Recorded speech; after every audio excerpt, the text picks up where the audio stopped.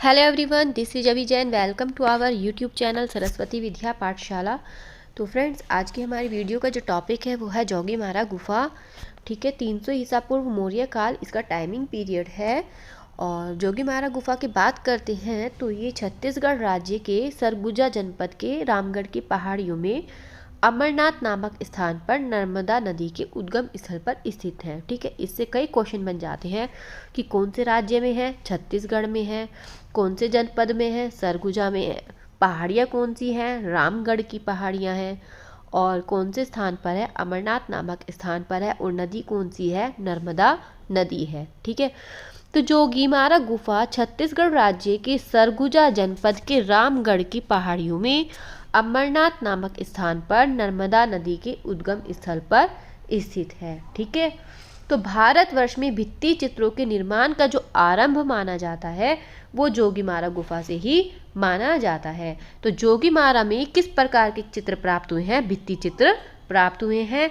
और यह गुफा जो है मौर्यकालीन टाइम की है, मौर्यकालीन पीरियड की है, मौर्य काल की है, 300 ईसा पूर्व की है। ठीक है, तो जोगीमारा गुफा को 10वीं शताब्दी में डंडोर तथा रामायण काल में झारखंड कहा जाता था। ठीक है, तो 10वीं शताब्दी में डंडोर और रामायण जो काल था उसमें उसको झारखंड कहा जाता था।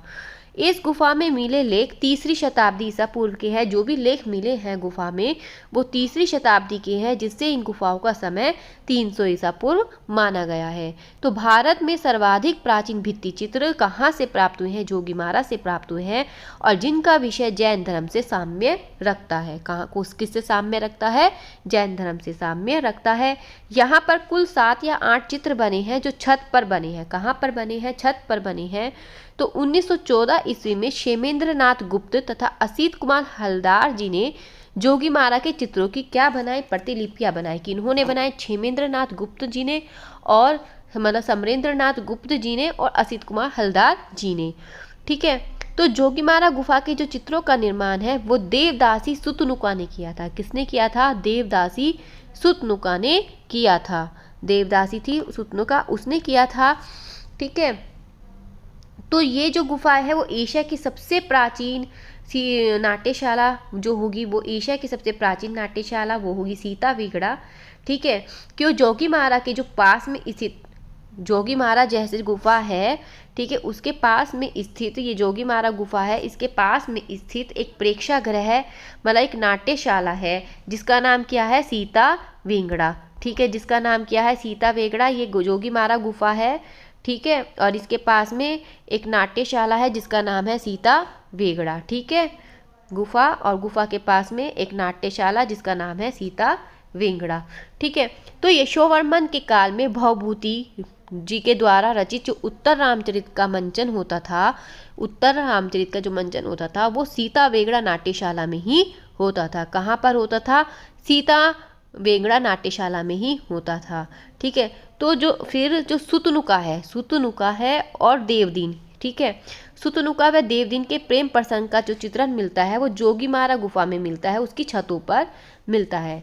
ठीक है, तो जोगीमारा के जो चित्र बने हैं वो छत पर बने हैं, और जोगीमारा की जो गुफा की जो माप है वो है 10 फीट लंबी। कितनी है? 10 फीट लंबी है, 6 फीट चौड़ी है, और 6 फीट ही ये ऊंची है। 10 फीट लंबी है, 6 फीट चौड़ी है, और 6 फीट ही ये ऊंची है। और जो जोगीमारा के जो चित्र मिलते हैं वो बरहूत और सांची की कला से मिलते हैं। ठीक है, किससे मिलते हैं?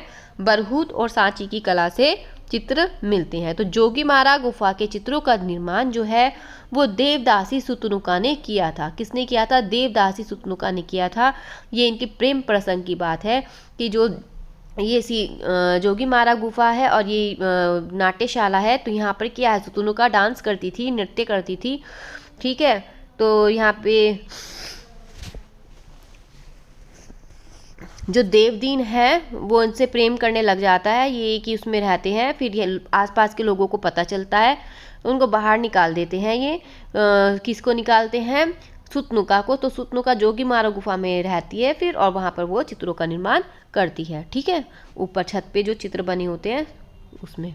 ठीक, तो अन्य प्रमुख गुफाएं जो है इसमें सीता बोगड़ा या लांगड़ा कहते हैं, ये एशिया की बहुत प्राचीन नाट्यशाला है।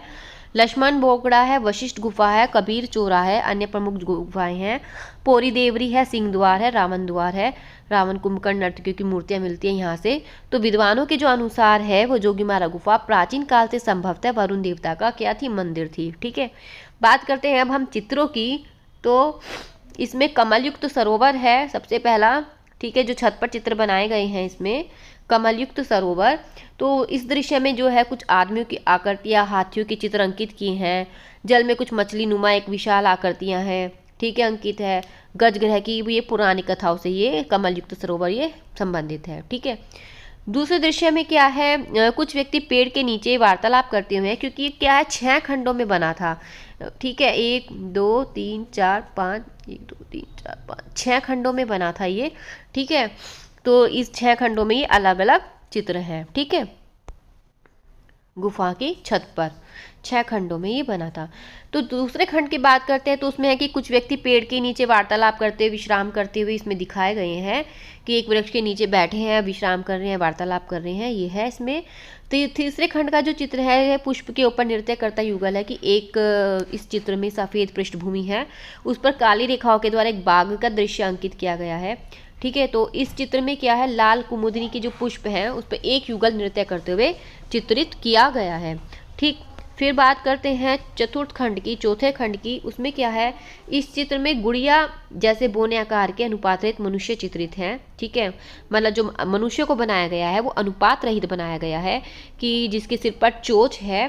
ठीक है, क्या है, जिसके सिर पर चोंच है तथा साथ में पक्षी बना हुआ है।